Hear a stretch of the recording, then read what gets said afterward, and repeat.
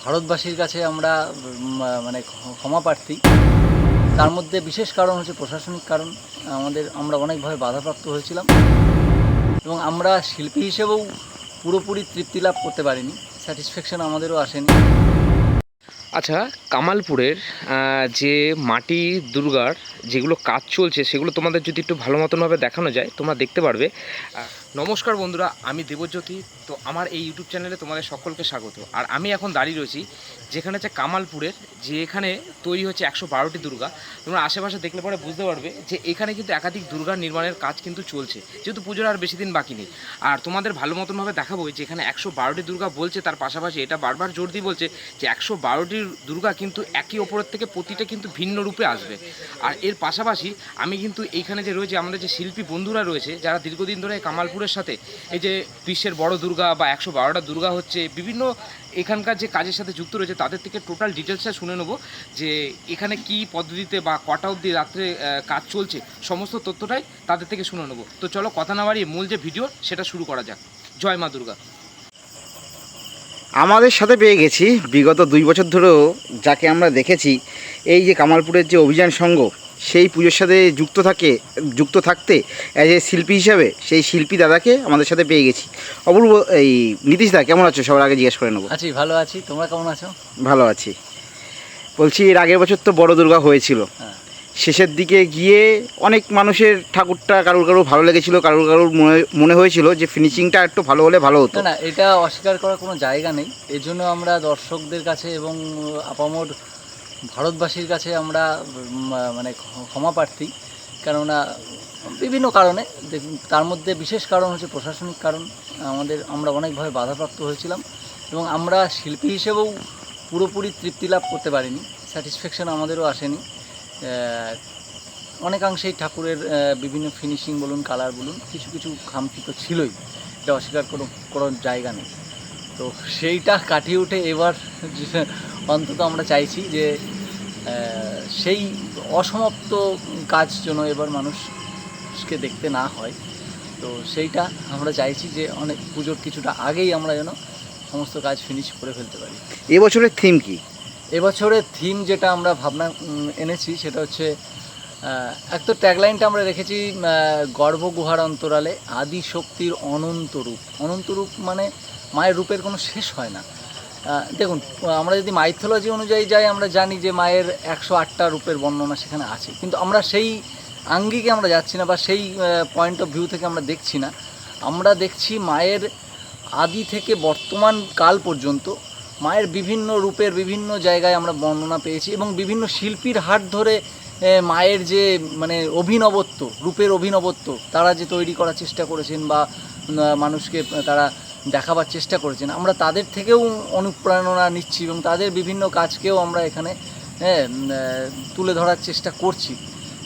মানে সেখান থেকে ইন্সপায়ার্ড হয়ে এবং তার সঙ্গে ব্যক্তিগত আমাদের এখানকার শিল্পীদের হাতের ছোঁয়া এবং তাদের ভাবনা মিলেমিশে একাকার হয়ে একটা নতুন রূপ মায়ের আমরা দিতে চেষ্টা করছি, যেখানে কিনা 112 রকমের মায়ের মূর্তি আমরা এখানে প্রেজেন্ট করতে চলেছি। 112টা মায়ের মূর্তি, এটাও তো একটা রেকর্ড বলা চলে। এটা একটা রেকর্ড, মানে 112টা মায়ের মূর্তি একই জায়গায়, এখানে একটা বিশাল এরিয়া, কমসে কম 50,000 স্কোয়ার ফুট হবে এখানে। কম এরিয়াটা, total area approximately 50,000 square feet হবেই, ওর থেকে বেশিও হতে পারে, আমি একটা অ্যাপ্রক্স বললাম। তো এই এরিয়াতে মানুষ ঘুরে ঘুরে ঠাকুর দেখবে, তো সেটাও একটা সময় সাপেক্ষ ব্যাপার। কিন্তু আমি যদি 1 মিনিট করেও একটা ঠাকুরের প্রতি ধরি, তবে 1 থেকে 1.5 ঘন্টা লেগে যায় পুরো ঠাকুরটা কভার করতে। এবং এখানে আমাদের গর্ভগৃহতে যেটা থাকবে, মায়ের সবচেয়ে বড় মূর্তি আমাদের প্রায় 16-17 ফুট 18 ফুটের মতো প্রায় হাইট ওখানে হয়ে, মানে যেটা সবচেয়ে বড় মূর্তি তার হাইট প্রায় 18 ফুট মতো, প্রায় 18 ফুট। তো সেটা আমাদের গর্ভগৃহের ভেতরে থাকবে এবং তার সঙ্গে ছোট ছোট অনেক মূর্তি আশেপাশে থাকবে। আর এইখানে একটা আমাদের লাইটের এবং বিভিন্ন ওয়াটারফলের ওয়াটারফলসও থাকবে। তো এটা একটা অভিনব এবং সত্যি কথা বলতে এটা একটা মানুষের একটা আকর্ষণের জায়গা তৈরি হবে এটা। তো এর আগে অনেক ওয়াটারফল হয়েছে, কিন্তু এটা যেভাবে গর্ভগুহার ভেতরে আমরা দেখাবার চেষ্টা করছি, এটা সত্যি অভিনব হবে।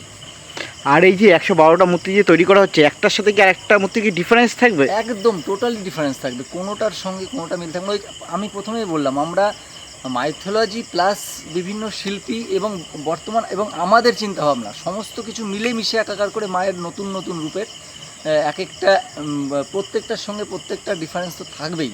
হ্যাঁ, সেই জায়গা থেকে আমরা এগুলোকে মানে তৈরি করার চেষ্টা করি। এবার এই যে 112টা মূর্তি, সব মূর্তি কি এখানেই কি তৈরি হচ্ছে? না, এখানে টোটাল সব মূর্তি তৈরি হচ্ছে না, কিন্তু দেখুন সমস্যা হচ্ছে এখানে জায়গা এবং শিল্পীও তো অনেক দরকার হয় অতগুলো মূর্তি তৈরি করতে গেলে। তো আমরা বিভিন্ন ওয়ার্কশপে কিছু কিছু মূর্তি দিয়েছি, আমরা নিজেদের ফটো ওখানে দিয়েছি এবং আমরা নিজেরা গিয়েও ভিজিট করে সেগুলোকে নিজেদের তত্ত্বাবধানে রাখছি। তার সঙ্গে যে সমস্ত শিল্পীরা করছেন তারাও অনেক মেধাবী, তারাও তাদের মতো করে চেষ্টা করছেন। তো সব মিলিয়ে ভালোই হবে যেটা হবে। সেই ওয়ার্কশপগুলো থেকেও আনা হবে কিছু মূর্তি। আর এখানে অ্যাপ্রক্স মাটির মূর্তি 40টা এবং ধরুন ফাইবারের মূর্তি আছে আরও অ্যাপ্রক্স এখানে 60-70টা তো হয়ে যাবে, 70টা। ফাইবারের মূর্তি কতগুলো থাকবে? ফাইবার মূর্তি 20 থেকে 25টা থাকবে। আচ্ছা, তার মধ্যে বড় মূর্তিটাও ফাইবারের হবে, ইনক্লুডিং বড়টা। হ্যাঁ, উদ্বোধনের কবে কি হতে পারে কোনো কিছু এখনো ঠিক হয়েছে? সেটা ক্লাব কর্তৃপক্ষ বলতে পারবে। সেটা আমাদের শিল্পীদের জানার বিষয়ও নাই, তবে যদি খবর পাই তবে নিশ্চয়ই তোমাদের জানাবো। আচ্ছা, ঠিক আছে। আর বলছি, যেহেতু পুজোর আর অল্প কয়েকদিন বাকি রয়েছে, বলছে 2 মাসের কাছাকাছি, তো সেক্ষেত্রে কি রাতেও কি কাজ হচ্ছে?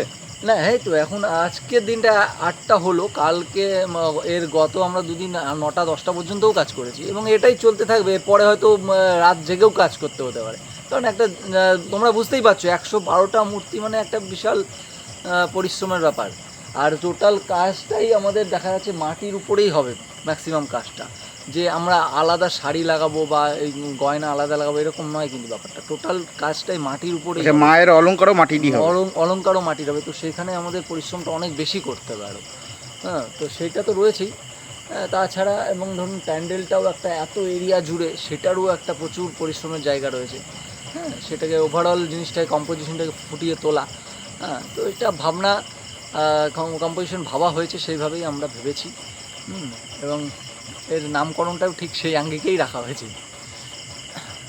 ঠিক আছে দাদা, কাজ এগোক, আবার আগামীতে কথা হবে। ধন্যবাদ। আচ্ছা, কামালপুরের যে মাটি দুর্গার যেগুলো কাজ চলছে সেগুলো তোমাদের যদি একটু ভালো মতনভাবে দেখানো যায় তোমরা দেখতে পারবে। এইখানেও দেখো, এই যে তোমাদের বারবার বলছি, এই যে এইখানে ধরতে গেলে দেখো একটি দুর্গা আরেকটি দুর্গার থেকে টোটালি কিন্তু ভিন্ন। মানে এক কথায় যে বারবার বলছি 112টি দুর্গা কিন্তু 112টি আলাদা আলাদা রকমেরই হবে। আর এদিকে যদি দেখানো যায় যে এই যে কাজ কিন্তু দেখো মাটির কাজ কিন্তু জোর কদমে চলছে। আর এদিকে যদি যে কটা বাকি রয়েছে দেখো বিচুলি বাঁধার কাজ, এগুলো কিন্তু চলছে। আর এই দিকে একটু তোমাদের ঘুরিয়ে দেখাবো।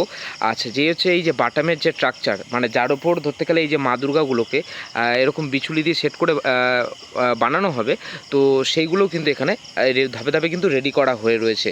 তো আজকে কিন্তু এই যে শিল্পী বন্ধুরা তাদের থেকে কিন্তু টোটাল ডিটেলস শুনে নেবো।